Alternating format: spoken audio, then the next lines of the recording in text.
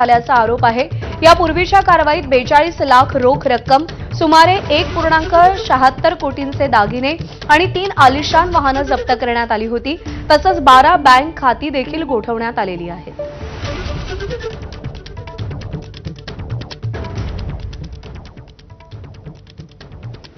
शताब्दी वर्षात राष्ट्रीय स्वयंसेवक संघ संघकार्याचा नियोजनबद्ध विस्तार करत असताना विश्व हिंदू परिषदेनेही आपल्या कार्याचा तसंच संख्याबळाचा विस्तार करण्याचं ध्येय समोर ठेवलंय। विश्व हिंदू परिषदेसह बजरंग दल, दुर्गा वाहिनी आणि मातृशक्ती या सगळ्या सहयोगी संघटनांसह यंदा 1 कोटी सक्रिय सदस्य संख्या गाठण्याचा निर्धार विश्व हिंदू परिषदेचा आहे। एवढंच नाही तर सध्या देशातील 72,000 स्थानांवरती विश्व हिंदू परिषदेचं कार्य सुरू असताना तो कार्यविस्तारही 1 लाख स्थानांपर्यंत वाढवण्याचं ध्येय विश्व हिंदू परिषदेनं समोर ठेवलंय। मोठ्या संघर्षानंतर आणि अनेक दशकांच्या आंदोलनानंतर स्थापन झालेल्या राम मंदिराच्या माध्यमातून विश्व हिंदू परिषदेचा देशभरात चांगला जनसंपर्क झालाय आणि त्या जनसंपर्काच्या माध्यमातून 1 कोटी सक्रिय कार्यकर्ते मैदानात उतरवण्याचा विश्व हिंदू परिषदेचा मानस आहे। आपलं लक्ष हे जवळजवळ 1 करोड पार करण्याचं आहे।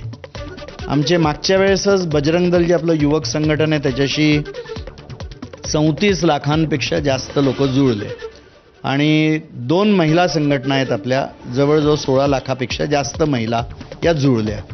तर आता आपली संघटना म्हणजे 75,000 पेक्षा जास्त ठिकाणी पसरलेली आहे आता भारतामध्ये।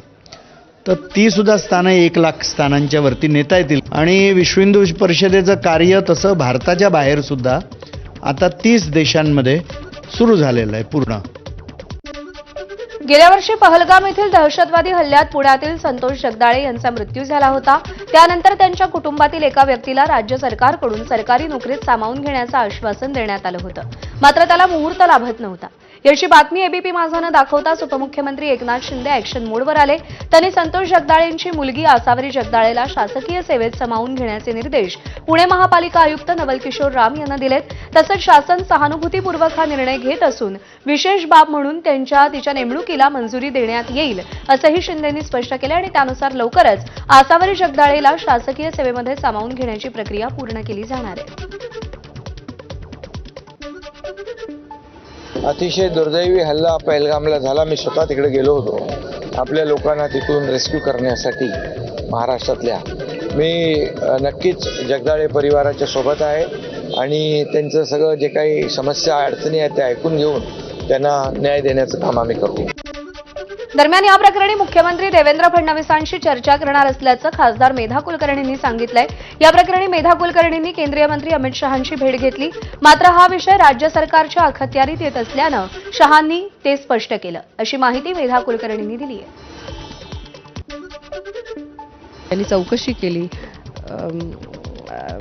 आसावरी काय शिकली आहे याची चौकशी केली। मैं बेटी से संपर्क करूंगा, मैं उसको न्याय दिलाऊंगा, अतिशय संवेदनशील त्यांनी ऐकून घेतलेलं आहे आणि ते महाराष्ट्राच्या शासनाशी सुद्धा अतिशय त्वरेने बोलतील याची मला खात्री आहे आणि लवकरात लवकर तिला न्याय मिळेल, तिला शासकीय सेवेमध्ये घेतलं जाईल याची मला खात्री आहे। नाशिकच्या तपोवन वृक्षतोड प्रकरणी आज मुंबई उच्च न्यायालयात महत्त्वाची सुनावणी पार पडणार आहे। मनसे नेते आणि वकील नितीन पंडित यांनी या प्रकरणी मुंबई उच्च न्यायालयात याचिका दाखल केली होती। त्यानंतर नाशिक महापालिकेला मुंबई उच्च न्यायालयानं प्रतिज्ञापत्र सादर करण्याचे आदेश दिले होते। त्यामुळे आज नाशिक महापालिकेच्या वतीनं प्रतिज्ञापत्र सादर करण्यात येणार का याकडे लक्ष असेल। नाशिक महानगरपालिका ट्री ऑथॉरिटी जे वृक्ष प्राधिकरण आहे आणि राज्य सरकार यांना तिघांना नोटीस दिल्या होत्या हजर राहण्यासाठी आणि त्यांना आमच्या याचिकेच्या अंतरिम अर्जावरती ॲफिडेव्हिट म्हणजे प्रतिज्ञापत्र सादर करण्यासाठी सांगितले होते आणि आज त्यांना प्रतिज्ञापत्र सादर करणे आहे आणि लवकरात लवकर ह्या वृक्षतोडी प्रकरणावरती स्थगिती आणावी याच्यासाठी माझा पूर्ण प्रयत्न आहे। लातूरमध्ये 21 वर्षीय विद्यार्थ्याची चाकूने वार करत हत्या करण्यात आली आहे। पुराणमल लाहोटी शासकीय तंत्रनिकेतन इथे शिक्षण घेणाऱ्या विद्यार्थ्यांच्या 2 गटांमध्ये किरकोळ कारणावरून हाणामारी झाली. या हाणामारी दरम्यान विक्रम पांचाळ याच्यावरती चाकूने हल्ला करण्यात आला. गंभीर जखमी अवस्थेत विक्रमला तातडीनं रुग्णालयात दाखल करण्यात आलं. मात्र उपचार सुरू असताना त्याचा मृत्यू झाला. या प्रकरणी पोलिसांनी 2 संशयितांना ताब्यात घेतलं असून पुढची चौकशी सुरू आहे. या घटनेमुळे लातूरच्या औसा रोड परिसरात सध्या भीतीचं वातावरण पसरलंय. आपापसात किरकोळ कारणांवरून भांडणे झालेली होती. मोठ्या प्रमाणात भांडणे कॉलेजच्या आणि हॉस्टेलच्या गेटच्या आवारात केलेली आहेत. त्या भांडणामध्ये डिप्लोमाच्या 3rd इयरला शिकणारा विक्रम पांचाळ या विद्यार्थ्याचा मृत्यू झालेला आहे. सदर गुन्ह्यामध्ये संशयित जे कॉलेजमध्ये शिकणारा एक 3rd इयरचा विद्यार्थी डिप्लोमाचा आणि त्याचा एक मित्र असे 2 जण आम्ही ताब्यात घेतलेले आहेत आणि गुन्हा दाखल करण्याचं काम सुरू आहे.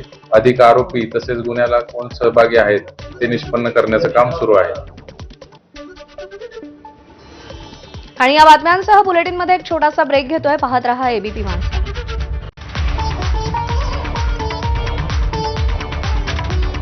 तेव्हा हिंदुस्तान भेटे हिंदुस्तानला.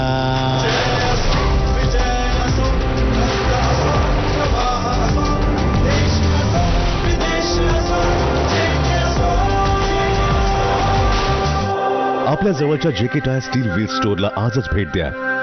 आपको शायद पता नहीं होगा, अपार ने आईएनएस विक्रांत के लिए 150 से ज्यादा तरह के केबल्स बनाए हैं. देश के टॉर्पीडोज में भी हैं अपार के केबल्स. वंदे भारत भी अपार के केबल से ही स्पीड पकड़ती है और यही वायर्स और केबल्स हमारे घरों को भी पावर करती है. विश्वास इसमें अपार, तभी तो ये है देश का तार. पापा इसमें क्या है? इसमें देश है बेटा.